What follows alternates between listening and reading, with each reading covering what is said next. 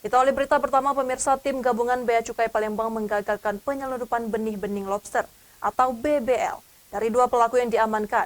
Disita 148.091 ekor BBL senilai 22,2 miliar rupiah. Di dalam kendaraannya, modus pelaku membawa muatan rokok. Inilah kedua pelaku AW 29 tahun dan U 43 tahun. Keduanya diamankan saat berada di Jalan Soekarno-Hatta mengendarai kendaraan minibus.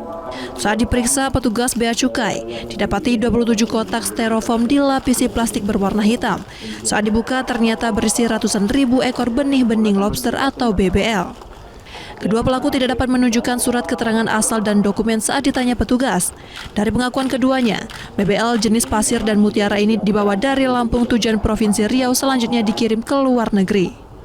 Modus kedua pelaku diakuinya membawa muatan rokok. Rencananya setiba di lokasi tujuan, kendaraan yang dibawa pelaku ditinggal yang nantinya akan diambil alih seorang di sebuah rumah makan. Akan tetapi baru melintas di Palembang sudah tercium oleh petugas. Ini perbatasan Riau. Mana? Perbatasan Riau. Perbatasan Riau. Berapa upahnya? Kalau saya digaji supir 1 juta. 1 juta. Kalau mas satunya? Sama.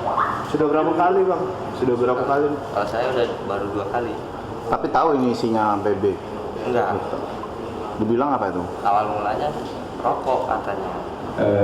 Ini salah satu ini contohnya, dan itu kotak-kotaknya.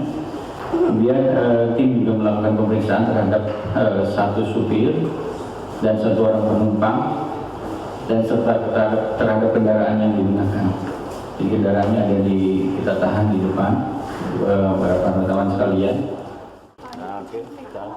Direktorat Jenderal Pengawasan Sumber Daya Kelautan dan Perikanan menjelaskan bahwa usaha perikanan yang tidak memiliki perizinan berusaha di wilayah pengelolaan perikanan negara Republik Indonesia dapat dipidana ancaman 8 tahun penjara atau denda 1,5 miliar rupiah.